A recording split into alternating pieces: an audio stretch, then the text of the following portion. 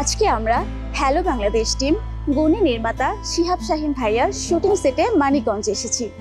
এই গুণী নির্মাতা এই প্রথমবারের মতো 6টি ভিন্ন গল্পে বাংলাদেশের 6 জন গুণী অভিনেতা এবং অভিনেত্রীদের নিয়ে প্রথমবারের মতো সুখী অ্যাপের জন্য বিজ্ঞাপন নির্মাণ করতে যাচ্ছেন।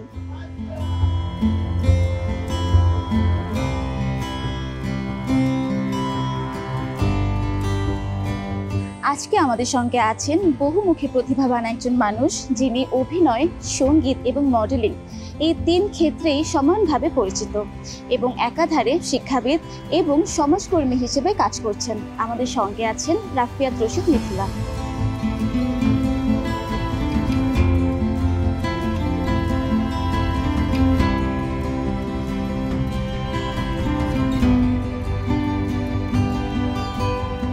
আপু কেমন আছো? ভালো আছি। ব্যস্ততা কেমন কাটছে? এই যে এখনো কাজ করছি, আমি এখন বর্তমানে শুটিং এ আছি, আমাকে দেখেই বোঝা যাচ্ছে। আজকে ফ্রাইডে, আমি ইউজুয়ালি ফ্রাইডে স্যাটারডে ছাড়া শুটিং করতে পারি না, কারণ আমার বাকি সময়, বাকি সপ্তাহের বাকি দিনগুলোতে আমার অফিস থাকে। নতুন কাজের কোনো খবর আছে? নতুন কাজ বলতে এই তো মাত্রই তো ঈদের সময়, রোজার ঈদে myself Allen Swapan season 2 release হলো। এই বছর কিছু কথা চলছে, এখনো সেরকম ভাবে বলার মতো কিছু হয়নি, কিছু বিজ্ঞাপনে কাজ করছি। ওপার বাংলার সাথে কি কোনো প্রজেক্টে সাইন হয়েছে বা কোনো সামনে কোনো কাজ আমরা পাচ্ছি? আমার একটা সিনেমা শুট করা হয়েছিল, সেটা 2 বছর আগে, সেটা হয়তো রিলিজ হতে পারে সামনে কলকাতায়। আচ্ছা আপু, আপনি নাটকে কাজ করেছেন, বিজ্ঞাপনে কাজ করেছেন এবং সিনেমাতেও কাজ করেছেন। আপনি একজন সফল অভিনেত্রী, তো কোন ক্ষেত্রে কাজ করতে আপনার বেশি স্বাচ্ছন্দ্য বোধ করেন আপনি? এটা আসলে ম্যাটার করে না, সেটা আমি অভিনয়টাই করতে ভালোবাসি, তো সেটা বিজ্ঞাপনে হোক, নাটকে হোক, আর সিনেমাতে হোক বা ওয়েব সিরিজে হোক, অভিনয়ের যদি নতুন কিছু করার সুযোগ থাকে সেটাই ম্যাটার করে।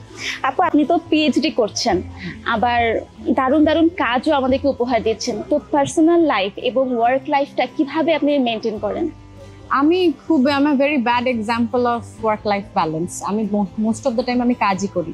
আমার পার্সোনাল লাইফ বলতে যতটুকু সময় আমার মেয়েকে দেওয়া দরকার, তার বাইরে আমার খুব একটা সুযোগ হয় না, মোস্টলি কাজই করি আমি। এই স্ক্রিপ্ট চুজিং এর ক্ষেত্রে কোন জিনিসটা মাথায় রাখেন? কারণ আপনি খুব কম কাজ করেন এবং সেই কাজগুলো খুবই মানসম্মত হয়, তো স্ক্রিপ্ট চুজিং এর ক্ষেত্রে কি কি চিন্তা করে আপনি সেটা সিলেক্ট করেন? স্ক্রিপ্ট চুজিং এর ক্ষেত্রে আমি প্রথমত আমার চরিত্রটা কি সেটা দেখি, কারণ আমি যেই চরিত্রটা পোর্ট্রে করতে হবে, নতুন কিছু দেয়ার আছে কিনা সেই চরিত্রে, বা সেটা আমাকে নতুন কিছু, আমাকে একজন অভিনেতা হিসেবে নতুনভাবে আমাকে দর্শক এক্সপ্লোর করতে পারবে কিনা, সেটাই আমার প্রথমে মাথায় থাকে। তারপর গল্পটা তো অবশ্যই খুব ইম্পর্টেন্ট, পরিচালকও খুব ইম্পর্টেন্ট। আপু, এই সুখী অ্যাপের বিজ্ঞাপনটা বাংলাদেশের মানুষের জীবনে কিভাবে স্পর্শ করতে পারে বলে আপনার মনে হয়? আমাদের দেশে হেলথ কেয়ার সিস্টেমের যা অবস্থা, এবং আমাদের আসলে জনসংখ্যাটাও অনেক বেশি, আমাদের স্বাস্থ্যসেবার এখন যে অবস্থা, আমার মনে হয় এই ধরনের উদ্যোগ কিছুটা সাপ্লিমেন্ট করতে পারবে স্বাস্থ্যসেবাকে, যেখানে মানুষ ঘরে বসেই অনেক স্বাস্থ্যসেবা পাওয়ার সুযোগ পাবে। একটা অ্যাপের মাধ্যমে ডক্টরস অ্যাপয়েন্টমেন্ট নিতে পারবে, অ্যাপের মাধ্যমে ওষুধ কিনতে পারবে। আমার মনে হয় এটা খুব, এখন যেহেতু বাংলাদেশের প্রত্যন্ত অঞ্চলে ইন্টারনেট আছে, তো অবশ্যই এই ধরনের একটা অ্যাপ খুব গুরুত্বপূর্ণ ভূমিকা পালন করতে পারে।